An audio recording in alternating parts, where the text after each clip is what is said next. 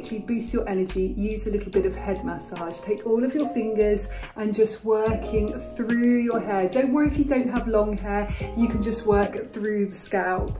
Then you're just going to take your hands and you're going to pummel your skull, just working backwards.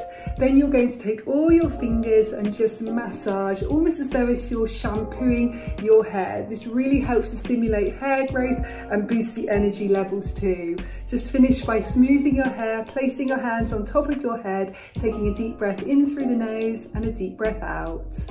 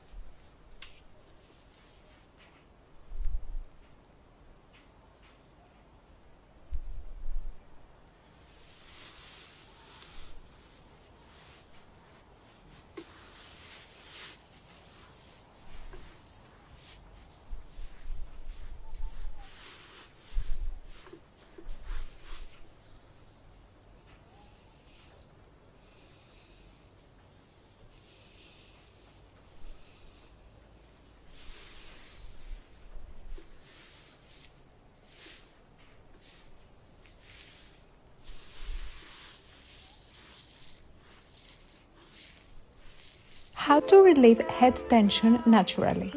Use grass hour comb, start from hairline, continue with temple, and gently massage backwards.